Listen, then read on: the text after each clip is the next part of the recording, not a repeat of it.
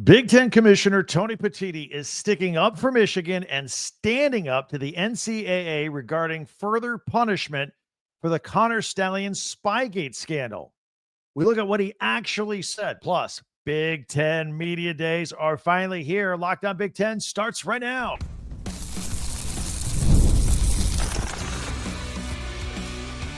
You are Locked On Big Ten, your daily podcast on the Big Ten Conference.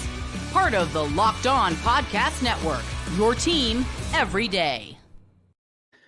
Welcome to Locked On Big Ten. I'm Craig Sheeman, 40 years as a sports talk show host and play-by-play announcer, and I want to thank you for making us your first listen each and every day. We are free and available wherever you get your podcasts and on YouTube, part of the Locked On Podcast Network, your team every day. Hit that free subscribe button. That way you'll never miss a single episode. You can share, like, and follow as well. And we're this close to 20,000 subscribers. Go ahead and put us over the top. That would be appreciated. So Tony Petitti is sticking up for Michigan. Remember, he laid the hammer on him a couple of years ago. Media Days, what to expect, all 18 teams right here on this podcast, Locked On Big Ten. Plus, we'll have our Tuesday tweets. Those are always great, a fan favorite. But first, Big Ten Commissioner Tony Petitti. You know, he once caved to Big Ten member pressure to punish Jim Harbaugh and Michigan with a 3-game suspension for Spygate, the sign stealing scandal with Connor Stallions. And now he's coming to Michigan's defense against the NCAA as they wind down their sign stealing investigation. So he wrote a letter to the NCAA saying, look, enough is enough. All right.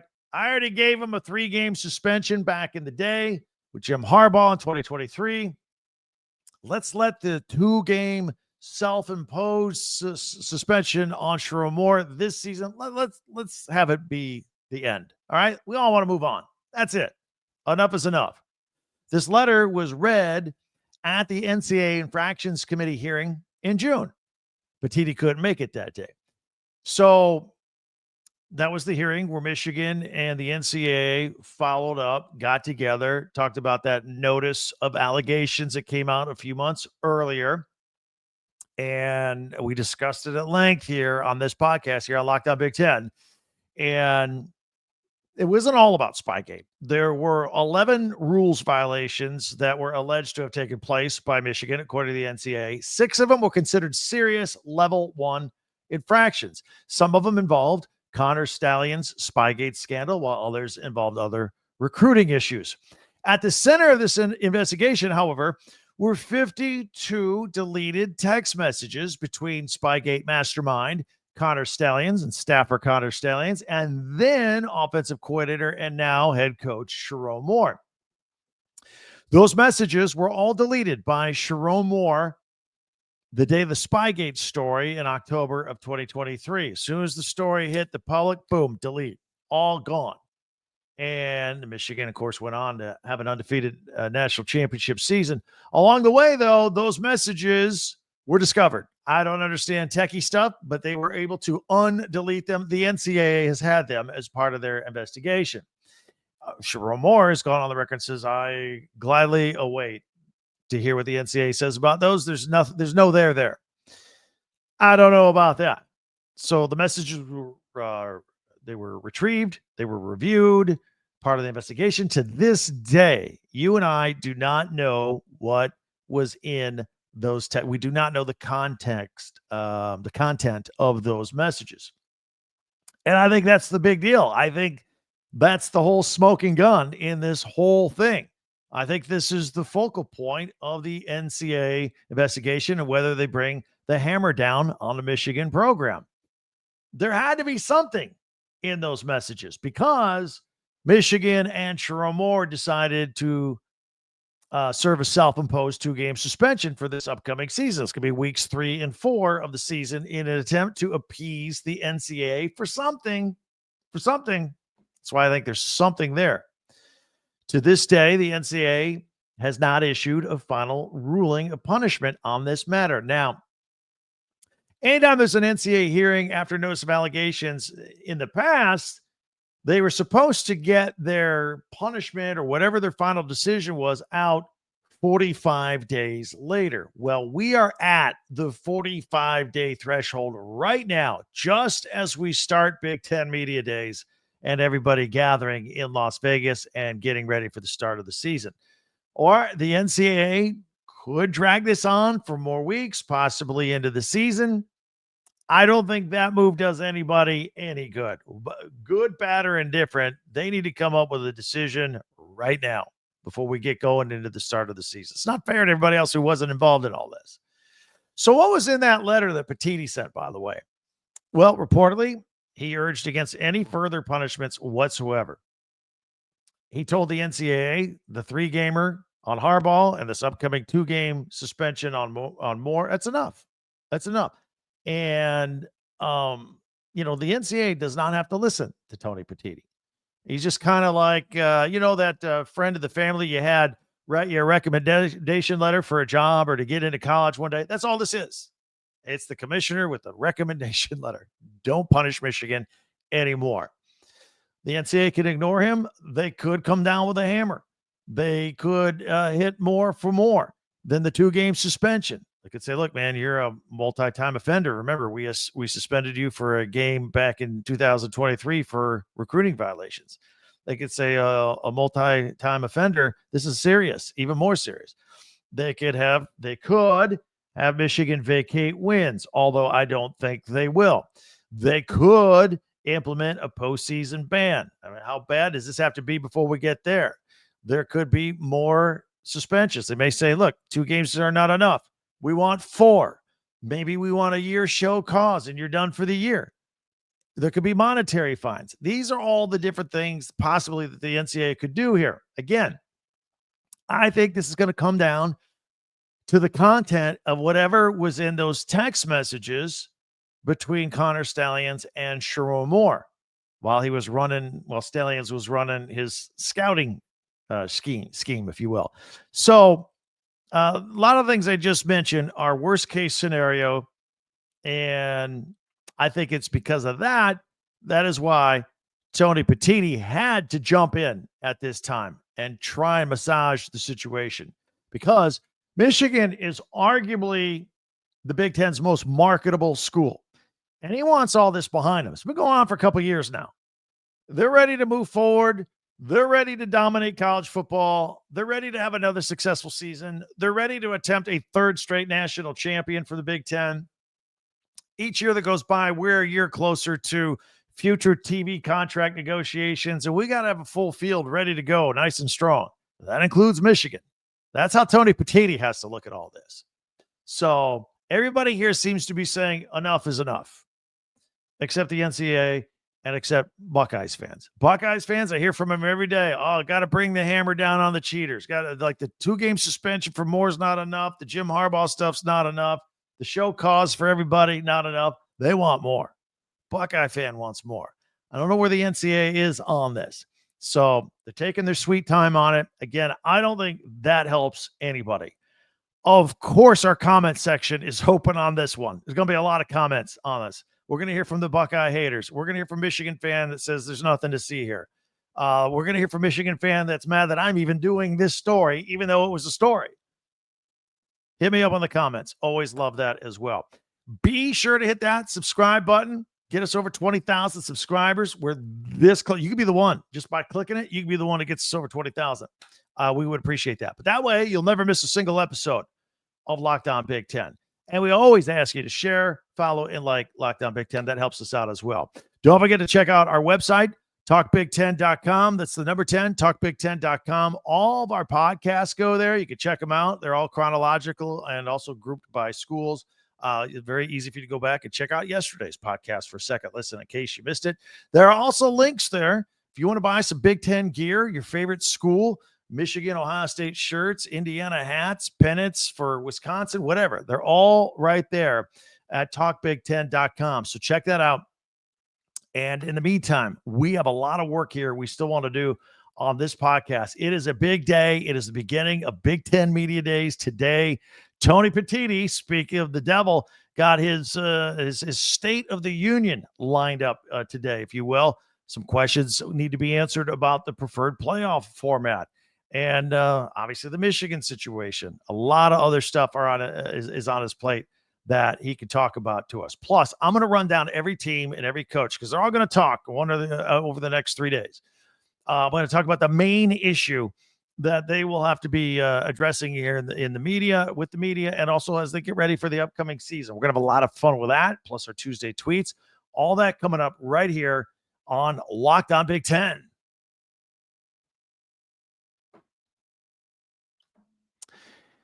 Game time. You want to go to a game, you want to go to an event, anything that requires a ticket, game time. That's what you need. Game time. So, getting tickets could be a hassle, could be pressure. Like if you're the person in your group that's in charge of getting tickets, that's a little pressure. Not if you have the Game Time app. So you can check it out, whatever show, summer concert, summer baseball games. That's where Game Time comes in to make it easy. If you download the app, Game Time makes it easy getting concert tickets. Prices actually drop the closer you get to showtime, and you can save up to 60% off with their killer last-minute deals. And also, I love the feature on the app that you can see the view of the seat of the ticket you're about to buy. Greatest deals, save money, easy, convenient. Take the guesswork out of buying concert tickets to shows that you want to go to with Game Time. Download the Game Time app, create an account, use the code LOCKDOWNCollege for $20 off your first purchase. Terms apply. Again, create an account and redeem code LOCKEDONCOLLEGE for $20 off. Download the Game Time app today. Last minute tickets, lowest price guaranteed. All right, thanks for checking us out here on Locked On Big Ten. Always appreciate that. We got a lot to do here. It's Big Ten Media Days. We're very exciting because this is basically the official kickoff of the college football season. Be sure to hit that subscribe button down below. Share, follow, like Locked On Big Ten, your team every day. So today's the day in Las Vegas. We're going Vegas, baby. Tony Petitti, the commissioner, is going to speak 2 o'clock Eastern. I don't know what time you're watching this podcast, but 2 o'clock Eastern, 11 o'clock Pacific. Tony Petitti will speak his annual State of the Union, State of the Big Ten address to the media. So we'll talk about that on tomorrow's podcast. I'm going to tell you right now, that'll be the lead story. Whatever he says, we're going to be talking about it. All right. So then about a third of the coaches are going to go speak today. We got Brett Bielema right afterward at 2:30. He's always very good at this. Talking to the media, coming off of a 10-win season and a lot of expectations for this football team because I think they're right there on the bubble of being good enough to be a playoff team. Luke Altmaier coming back with all of his experience. That'll be fantastic for them this year. They got some interesting talent coming back, and this is a team with high expectations. So Brett Bielema, 2:30 Eastern, and he will be followed by Greg Schiano of Rutgers around 2:45-ish. And look, I think Greg Schiano is a good enough coach, and I know Rutgers has some disadvantages or doesn't have the advantages some other bigger schools have. And I think this is a credit to him as a coach. But I think you look at just about any schedule, any year, and just start off with like 6 wins. That's the base. If they have a really good win, a good season, good team, can they get a couple below it? If they have a down year, all right, maybe they don't get to 6, they get to 5. They're always in that wheelhouse right there. And that's a credit to him. So he'll talk at 2:45. He's got Ethan Kaliak-Manis coming back at quarterback this year. So he's got some experience, and we'll look forward to hearing from him. Then at 3 o'clock Eastern, noon Pacific, Curt Cignetti, the head coach, Coach Sig for the Indiana Hoosiers, will talk. He's a human soundbite. He's wonderful to listen to in the media. The encore to year 1 as he goes to year 2. He came in there and had the most successful season in the history of Indiana football, 11-1, got to the playoffs. Can they do it again? He'll have to answer some questions about controversial scheduling. Indiana has gone with the theory that, look, we got 9 tough Big Ten games. The other games, they're not going to be tough Power 4 opponents. They've been canceling games with Louisville and Virginia that have been on the schedule for years. They're canceling it. That's their philosophy. That's what they're doing. I'm sure he'll be asked about that today. Then following him, Mike Locksley at Maryland. He'll be on at 3:15. Look, they need a bounce back year at Maryland, but they got the number 1 recruit in the country coming in next year. That's something exciting to talk about. in Zion Ellie. He's a 6'4" edge rusher who also plays wide receiver, and he's going to play two positions, both sides of the ball. Usually you don't have an edge rusher and a wide receiver in the same body type. I mean, obviously we saw what Travis Hunter did, corner and wide receiver, won the Heisman. Now he's in the NFL. Matt Rule, Nebraska, 3:30. Can they continue to take incremental steps better each and every year? I'm very excited about DYLAN Raiola in year 2. I thought he was, as considering he was a freshman, I thought it was a wonderful year for him last year. Sure, there were some ups and downs, and there were times it wasn't great, but he's a freshman. Now he's a sophomore. Got a full year under his belt. Now the question is, does he have enough talent around him to elevate Nebraska to that next level? And then Ryan Day will speak, the defending national champion Ohio State Buckeyes. Now, is he going to bask in the glory with questions about defending the national championship, or do the questions about, hey, can you beat Michigan, come first? Which is it? It's tough. And obviously a lot of questions about Julian Sayin. I think it's a pretty talented team coming back, even though they have a lot of guys to replace. 8 starters on defense are gone. Julian Sayin going to get, presumably, the chance to start this year. And a lot of questions about him. So he takes over that. Meanwhile, so that's today. That's Tuesday. Day 2, Wednesday. PJ Fleck is going to lead it off for the Minnesota Golden Gophers at 2:30 Eastern. They're doing a pretty good job recruiting there. He just got a new contract. They have a very good running back, maybe the best running back in the Big Ten, in Darius Taylor. Don't forget their free safety, Coy Parrish. You know, there's a couple of the best players in the Big Ten right there on the team. They got a redshirt freshman quarterback at Drake Lindsay, though. A lot of questions about that and how he's going to be able to do. David Braun at Northwestern goes at 245. Look, 2 years ago, he was like the big surprise of the league. He was the Big Ten Coach of the Year, took over a team in turmoil, was thrust into the position, really, and ended up winning 8 games, including a bowl win. Big step backwards last year. What do we have in store for this year at Northwestern? By the way, one more year to go. They're going to play on that little tiny but beautiful makeshift stadium on the shores of Lake Michigan while they get their football stadium built. 1 year away now. Then we got Luke Fickell coming up at 3 o'clock tomorrow.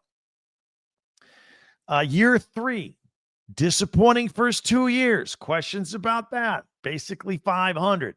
Hasn't been able to get the quarterback right. Billy Edwards Jr. comes in from Maryland. Maryland wasn't that great last year, but Billy Edwards Jr. puts up a lot of stats. Now, he was behind a lot and had to throw, but they throw.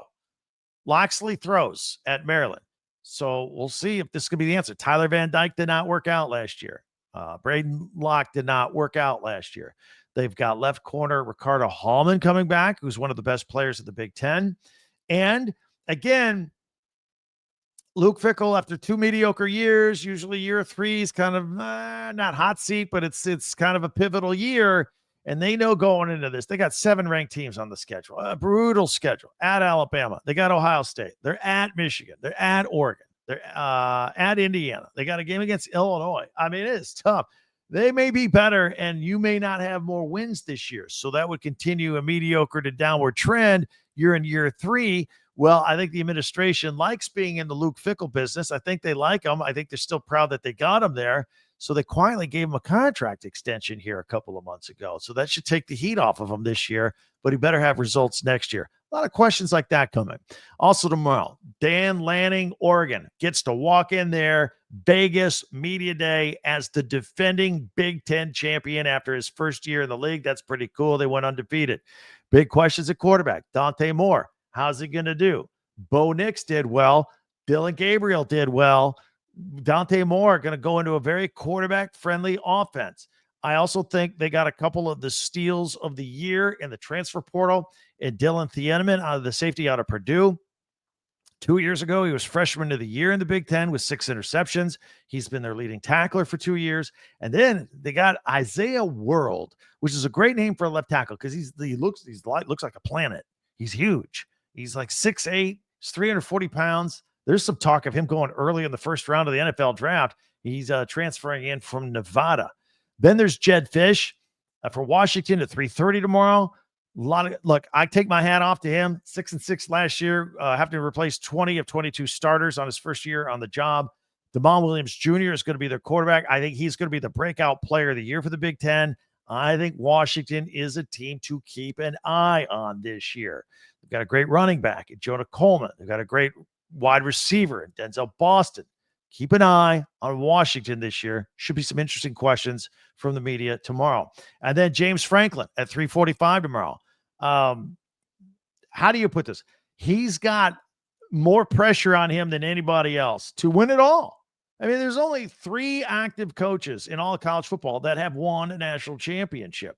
All right. But he's being asked to win it all because he's loaded this year and he's got a reputation that can't win a big game. And that's fair, even though he's a great coach. And if he ever left Penn State, he'd have a job that quick. But he's going to have to talk about these things and all the expectations. And I guarantee you, James Franklin won't get bothered. He won't get upset. He'll give you very thoughtful, honest, low-key measured answer to those kinds of questions. People want to talk about Drew Aller, who's the most experienced quarterback in the country coming back. That's one of the reasons the expectations are so high. And they've got to upgrade wide receiver, which I think they have in Kyron Hudson. Devontae Ross coming in. I think the wide receiver room is a lot better. So that is for tomorrow. And then finally on Thursday, Kirk Ferentz leads it off with the Iowa Hawkeyes. And that's at 2:30. Year 26. He knows how this goes. He's the dean. He's the dean of the Big Ten. He's the dean of all of college football. There'll be a lot of attention on him when he goes in there. He's one win away from Woody Hayes-Mark in the Big Ten. And the big question with Iowa, look, I think we know what Iowa's going to be. Defense, in the trenches, run the ball. I don't think they have any answers at wide receiver yet. They never do. I presume their tight end will be good because he's always good. But Mark Gronowski is transferring in at quarterback. Now, he's from FCS and San Diego State. Can he play at this level? Barry Odom introduces himself to the Big Ten at 2:45 on Thursday, the brand new head coach at Purdue. Look, complete revamp. 13 of the 22 starters, offensive defense, are transferring in. It's a complete redo. They only won 1 game last year, right? Devin McAbee, though, coming back. He's the one quality player they had at running back coming back. And by the way, did you hear Odom take some shots at Indiana when he was asked about playing Notre Dame this year? Yeah, we're not going to take the philosophy of that other school in the state of Indiana that doesn't play anybody. Yeah, it's already starting. Deshaun Foster at UCLA, 3:00 Eastern, noon Pacific on Thursday. He's going into year 2. What can he do? Been recruiting pretty well, but that won't help him this year. Nico Iamaleava, though, coming in at quarterback. That was like one of the biggest offseason stories. Landed at UCLA. A lot of excitement there. Jonathan Smith, we'll talk at 3:15 on Thursday from Michigan State. Aiden Childs and Jonathan Smith, both going into year 2. What can they do? He's done a nice job, by the way, Jonathan Smith, recruiting this past year. And then Lincoln Riley at 3:30 Eastern time on Thursday. He's one that's on the hot seat. Like, he can win 7 games. If he does, he won't be coaching next year. There are a lot of expectations. Now, I think it's very telling that he stayed with Jaden Maeva, who I was not that impressed with when he replaced Miller Moss. The fact that Lincoln Riley was kind of a quarterback guru, didn't go out and get another quarterback. So he must think there's some there at quarterback. He'll get questions about the Notre Dame series probably ending. And this class of 2026 is the number 1 in the country. I'll get asked some questions about that. But by the time they get here, will Lincoln still be there? It's worth asking. And then finally, closing it out, Sherrone Moore, Michigan, 3:45 on Thursday. Going to be talking about Bryce Underwood and his freshman quarterback. His recruiting's been stepping up a lot lately. The 2-game suspension. And then, frankly, the NCAA, whether we've heard anything there or not. I kind of wondered if he was placed last when this schedule was put out, because we're going to hear bad news from the NCAA with their hearing or not. We haven't heard anything yet. So Sherrone Moore, Thursday, last one to go, and that'll wrap up Big Ten Media Days. A lot of expectations, a lot of fantastic storylines to talk about. We're here for all of it every day here on Locked On Big Ten. All 18 teams, news, opinion, and analysis right here. It's what makes this podcast the most unique Big Ten podcast in the world. All right, we always like to have our Tuesday tweets. If you follow us on Twitter, at Talk Big Ten, we'll take a look at some of those. That's coming up next right here on Locked On Big Ten. You ever wish managing money was easier? Well, with Monarch Money, it can be easier. Whether you're, growing your savings or planning a big purchase, Monarch puts you in the driver's seat. It's like having your own personal CFO. It gives you full visibility and control over your finances. And it's more than just a budgeting app, although it can do that. It is a complete financial command center. You track all of your accounts. Maybe you're like me. I got an app for my bank and an app for my credit card, and an app for this and an app for investments. Pull it all together. And pull it all together from your spouse or your significant other as well. So you both have your finances all in one place. It makes it very easy, very organized, and it'll help you be more efficient in growing your financial status. Take control of your finances with Monarch Money. Use the code LOCKEDONCollege at monarchmoney.com for 50% off your first year. That's monarchmoney.com, code LOCKEDONCollege for half off your first year. All right, it's time for our features. We do these at the end of our podcast every day. On Tuesdays, it's Tuesday Tweets. So let's put it on full screen and take a look at it here. And again, you can follow us on Twitter or X at Talk Big Ten. We pulled these. This is from at Hale Varsity. It is Nebraska. DYLAN Raiola. Picture him with a crowd around him showing love to fans. Nebraska football road race going on, and the race benefited pediatric brain cancer research. And that's phenomenal. That's fine. He's always given his time.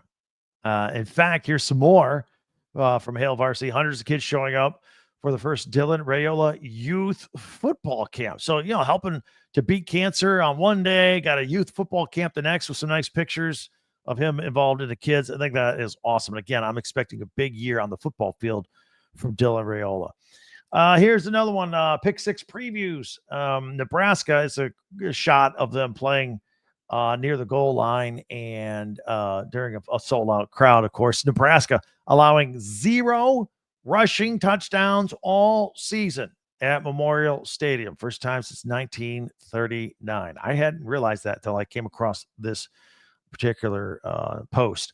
Here's from at Woody, celebrating 6 months since Natty number 9, an overhead shot of the national championship game with the Ohio State Buckeyes and a collage of a couple other celebrations afterward. Congratulations to them. Here's one from at Michigan Sucks. It is titled Cheating Lovers. You all heard the story this week at the Coldplay concert where the CEO allegedly was having a relationship with one of his employees who wasn't his wife, and it became a thing. Well, they've just superimposed Jim Harbaugh's face over the CEO and Connor Stalions being nuzzled and hugged below. That's funny. That's funny. Mason Brew checking in with a picture of Tony Petitti. According to a report, Big Ten Commissioner Tony Petitti sending the letter. This is what we talked about in our opening segment, but it's making the round on social media about him asking the NCAA to lay off of Michigan for all things that relate to Connor Stalions' sign stealing investigation. This is at Coach Jed Fish. How about this? The head coach of Washington hitting Twitter. It is a GIF scene video of dancing, singing in the rain. Fred Astaire, right? The umbrella. I guess it's raining a lot in the Northwest. Tends to do that.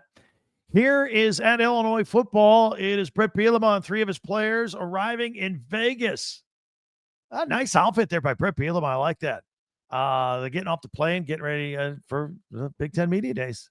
He'll be very good. Always very good in front of the media. This is from at Iowa Hawkeyes. It's a shot of Kinnick Stadium.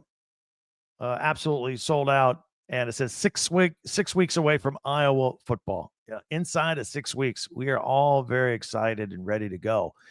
Here's from at Trojan Football. It is an overhead shot of USC's brand new $225 million state-of-the-art football performance center It's a construction update. The new home of the USC Trojans will be ready in 2026. Didn't we do a story earlier this week how the university as a whole is $200 million in debt? they spent $225 on this football facility. That's right. No, it's look, it's just part of the deal. It'll be great. It'll be great for them. UCLA football sending out a tweet. Time is ticking. Get your tickets today. Got a couple of players on here. And again, with Nico at quarterback, I might put some rear ends in the seats at the Rose Bowl to watch some college football this year. Here is from Barstool Sports. There's a picture, a little collage of the hockey locker room at Michigan State. They're very successful. Michigan State spent $26.2 million on their renovated hockey facilities. Whew. How about that? And that's our last one. There you have it. Tuesday tweets. What do you think? Send me something on X. We'll put it on our Tuesday podcast each and every day. Tomorrow, we're going to be all over Tony Petitti's State of the Union from today. Well, I'm sure I'll have many interesting things to say. We'll analyze and give you our opinion on all of that in tomorrow's podcast. Plus, it's Wednesday tomorrow, so we'll power rank something. That's what we do each and every week as well. That'll do it, and always appreciate you checking us out as well. Always offer, stay tuned. Get a second listen. Maybe you missed yesterday's podcast. You can check all that out here on Locked On Big Ten. And also, subscribe. It's free. Hit that subscribe button. Tell your friends about us. Share, follow, and like Locked On Big Ten. That way you'll never miss another episode as well. You can also check out our friend Brian Smith with the Portal Show. He's part of the Locked On family too. Always recommend that as well. Can't wait till we meet again tomorrow. Thanks for your time here today. For Locked On Big Ten, I'm Craig Sheeman. Talk to you tomorrow.